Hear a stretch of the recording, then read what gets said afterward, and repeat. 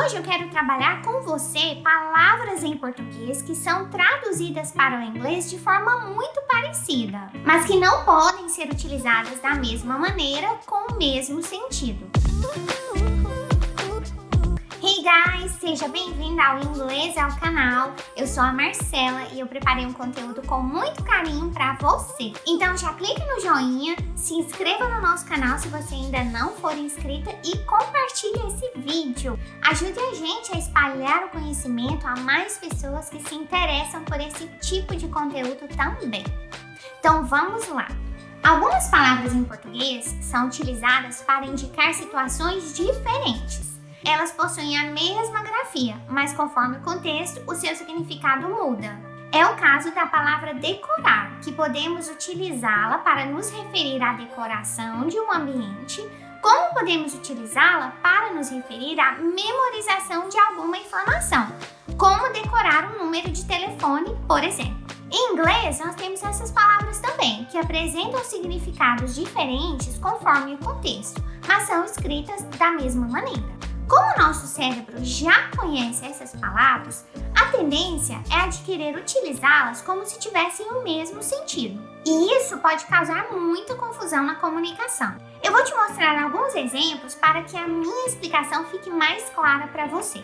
Aproveitando que eu utilizei como exemplo a palavra decorar, é muito comum que a gente queira utilizar a palavra em inglês to decorate, para nos referirmos àquelas duas situações que eu apresentei agora há pouco, decorar um ambiente e memorizar uma informação.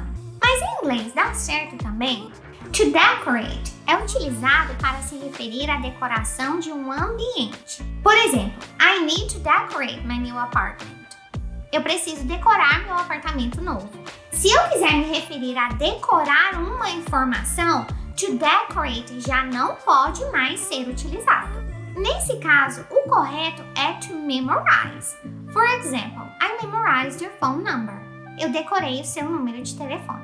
Nesse sentido de memorizar uma informação, a gente também pode utilizar a expressão by heart. For example, I know your phone number by heart. Eu sei o seu número de telefone de cor. Mais um exemplo, a palavra discutir. Em português, podemos utilizar essa palavra para indicar uma conversa mais exaltada, uma briga mesmo. Ou então, para indicar um debate, uma conversa a respeito de um assunto específico. Mas atenção para o inglês. No primeiro caso, quando se está em uma discussão exaltada ou uma briga, o correto é utilizar o verbo to argue.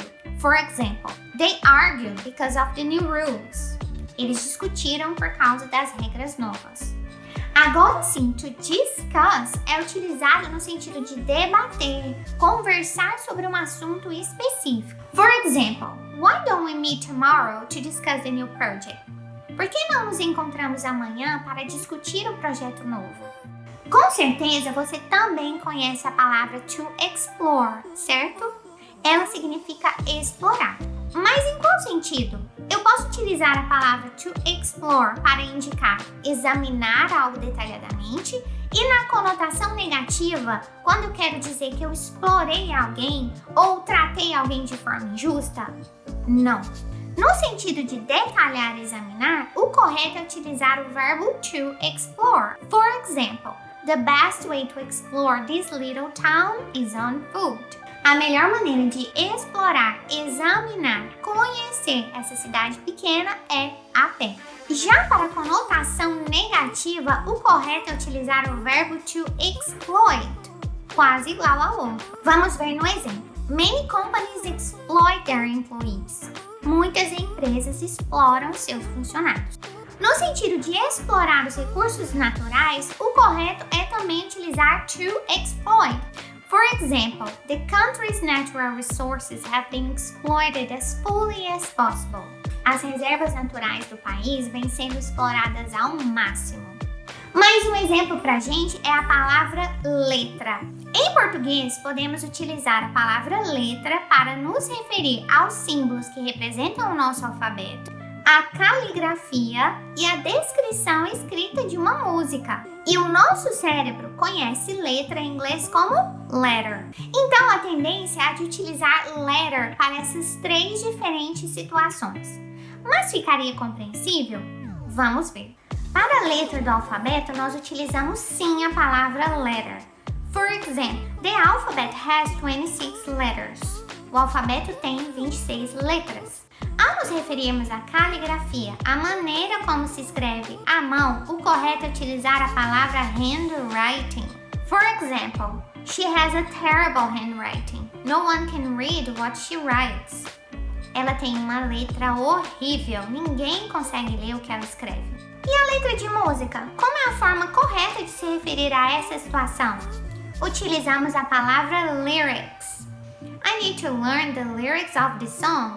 Eu preciso aprender a letra dessa música. Já que estamos falando de música, essa palavra música também causa muita confusão. A gente pode utilizá-la no sentido de música em geral, como estilo musical, e também como uma canção. Mas em inglês não é assim não. Até rimou, hein? Se eu quero me referir ao primeiro caso como música no geral ou como um estilo musical, o correto sim é utilizar a palavra music. For example, do you like classical music?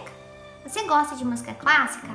Ou, what kind of music do you prefer? Que tipo de música você prefere? Já no sentido de canção, o correto é utilizar a palavra song. Example, do you have a favorite song? Você tem uma música preferida? Or, I don't like this song. Eu não gosto dessa música. Como nós já temos todas essas palavras em nosso repertório, decorate, discuss, explore, letter e music, a tendência do nosso cérebro é de utilizá-las para as mesmas situações que utilizamos em português, uma vez que a tradução é a mesma e que a escrita é muito parecida. Porém, em inglês, nós temos termos específicos para suas diferenças de sentido. Fique atento a isso and improve your English. É isso aí, pessoal! A intenção desse vídeo é fazer com que você observe a língua de uma maneira diferente, mais consciente e saiba utilizá-la a seu favor para que a comunicação aconteça de uma forma mais efetiva e clara. Espero que vocês tenham gostado. Se você tiver alguma sugestão de vídeo, deixe aí nos seus comentários. And I'll see you later. Bye bye!